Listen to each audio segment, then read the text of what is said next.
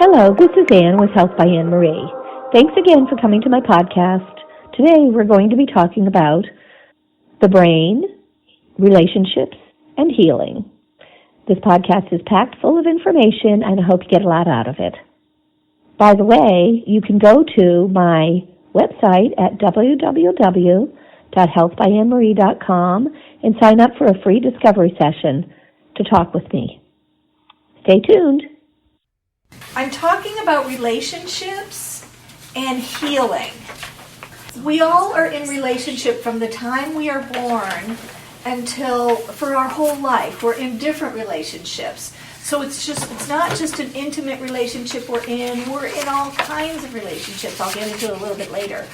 And what I want to talk about tonight is how one way that we develop illnesses is through challenges with our relationships. So what I'm going to talk about is the physiology of how interactions develop challenges in our body and how we can work through that. Okay? So just teach people how to work with their health and how their life challenges and how that can make them healthier. Make suggestions for people like a plan of action for healthcare, working with your doctor or like your alternative people, and how that all works together. I do want to say that while I'm talking about relationships and how they affect your health, I want us to be very mindful that that doesn't mean that when someone has a health issue, they did something wrong. I want to be very clear about that. That is not how it works. And to be honest with you, the challenges of illness are so complicated that we really can't make judgments about people. But I do see people do that because they've learned something about, when you have this challenge, it does this in your pancreas or whatever. And then you have this, and it's like, well, no, it might not be that. You don't know. But a skilled, holistic practitioner can figure out usually where people need to go with their health. So I just want to put that out there.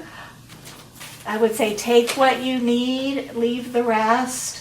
Some of it will make sense to you.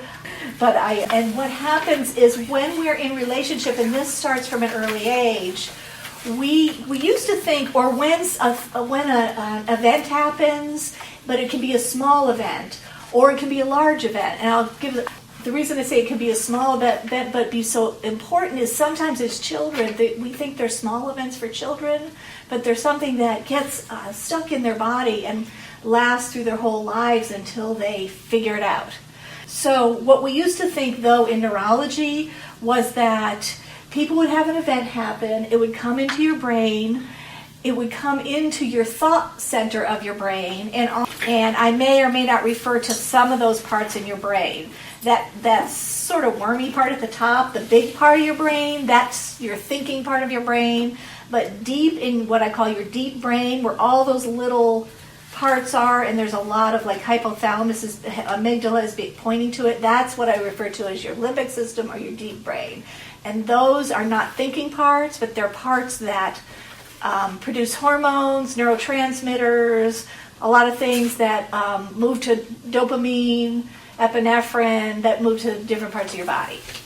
Okay, so what we used to think was that people would have a thought and they would have a bodily response, or they would have sometimes a planned bodily response. But what really happens is when an incident happens, that incident comes in through our thalamus, goes to the thinking part of our brain, but before it does that, in a split second or a millimeter of a split second, it goes through something called our amygdala. And when I worked in neuro in the 80s, they were starting to figure out what the amygdala was used for. Now we hear a lot about this thing called the amygdala because we're starting to understand more about PTSD and how people have illnesses related to PTSD and emotional problems related to PTSD.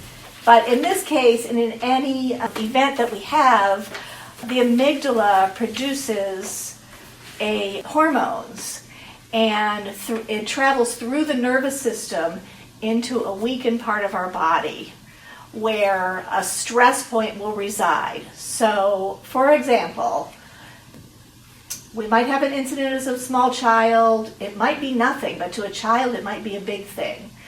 And they will have a quick reaction. It travels through their nervous system in their body and sits there in their knee, in your chest, in your belly, in your stomach.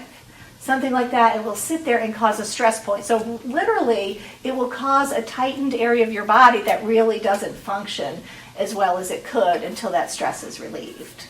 And how would you relieve it? We'll talk about that. Okay. Yeah.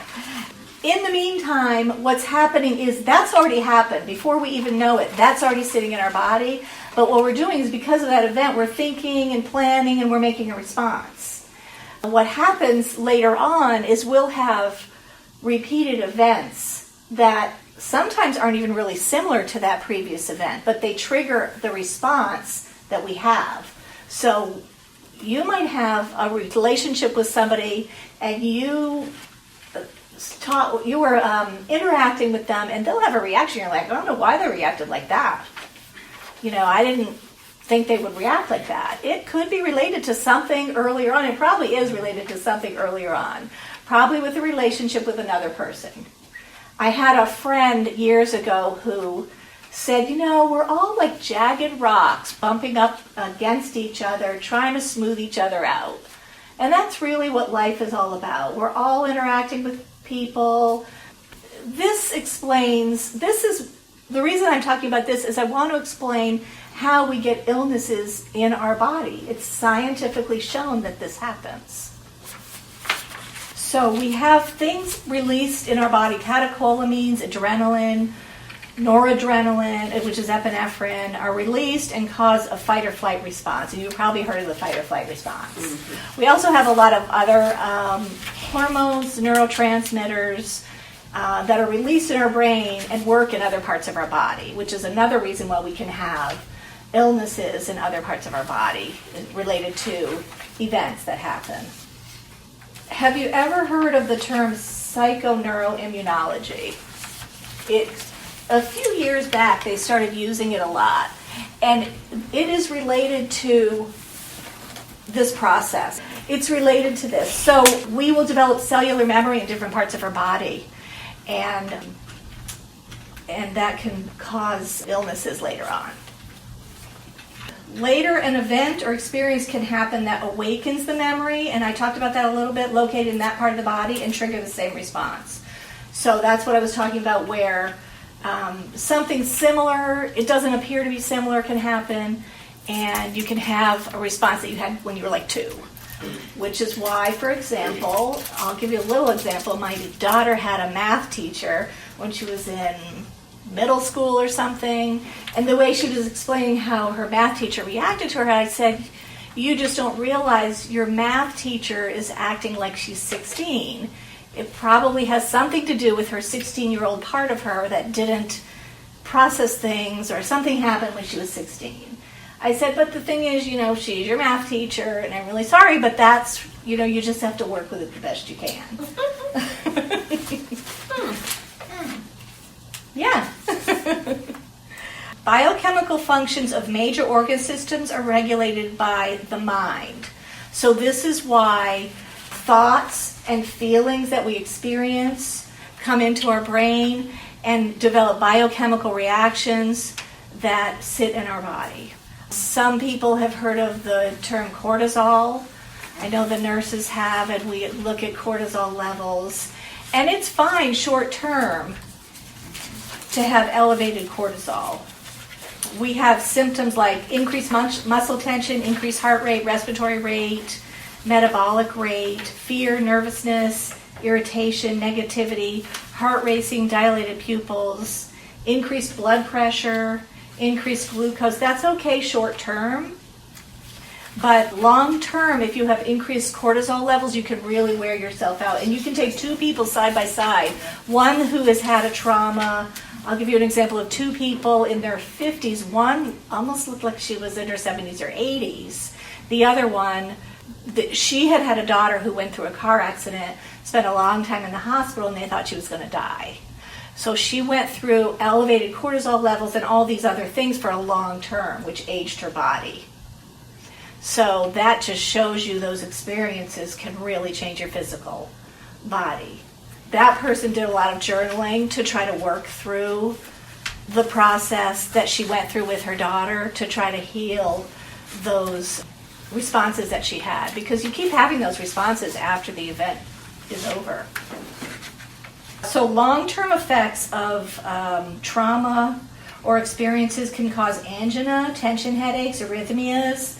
AFib, I am convinced that one of the reasons so many people are having AFib is they have hurt hearts, they have stress in their hearts, they have a heartbreak, things like that. Pain, fat buildup, a lot of times weight gain is not related to so much to what we're eating, it's to what's going on in our lives that's actually causing us to retain fat. Osteoporosis, ulcers, thyroid problems, thyroid issues have a lot to do with long-term stress and issues that we have in our life. Okay, and those things, if someone can catch those things before the thyroid wears down, then they can actually need to be on a medication called Synthroid that is given to people with thyroid, or some people even have their thyroids removed. Those things can be prevented if somebody knows how to intervene in that. All right, I am going to give an example of what happens when somebody has a stress response, and although this isn't a relationship per se, it is an experience that somebody had with another person. I think it's a robbery. There are different levels. If somebody has a small event happen or a small interaction with a relationship, they might have only a small response. If someone has a large one, like in this story, they can have a large response. So a young man is walking to his car alone late at night when a stranger grabs his arm and attempts to rob him. His immediate response is one of fear, and his body prepares him to manage the danger by preparing him physically. The locus ceruleus, but with the nerve endings in the forebrain, so the locus ceruleus with the nerve endings in the forebrain instantaneously secrete norepinephrine directly into the cortex. The cortex is the thinking part of the brain. That other part is the deep brain that I was telling you about, where the norepinephrine is secreted. Not only does the sympathetic nervous system secrete norepinephrine, but the sympathetic nervous system fibers also extend into the adrenal medulla, which is deeper in the brain. It's not the thinking brain, it's another part of the brain, stimulating the medulla secretion of norepinephrine. The young man's body is now full of norepinephrine, and he feels the effects. In addition, muscular tension occurs from neural messages and stimulation of the sympathetic nervous system to prepare him for physical challenges. So all this is being set up, and it's really being set up even before he knows it. Quickly, the young man registers what is happening. The hypothalamus secretes corticotropin releasing factor into the hypothalamic pituitary. This is within approximately 15 seconds, the corticotropin releasing factor triggers the release of pituitary hormone, adrenocorticotropic hormone, or what we call ACTH in medicine. In a matter of minutes, the adrenal cortex releases glucocorticoids. Hypothalamic pituitary and adrenal neuropeptides and other substances interact with the immune response, completing the multidirectional circle of communication among the nerves, the endocrine system, which is your hormones, and the immune system, which is whether you get sick or not, or whether you get allergies or not. That's your immune system. So all of these things are happening like at the beginning of this event. The young man now experiences a full-blown psychophysiological stress reaction to the fear of being robbed and possibly hurt. So the reason I have this complicated story for you is just to show you how an outward experience, emotional, mental, which is thinking, comes into the body and becomes a physical response. So, like I was talking about in this story, the immune system connects with the neurological system and the endocrine systems physically. So you can see how the mind, the thoughts can shift to the body physically. And in the end, all systems are connected anyway.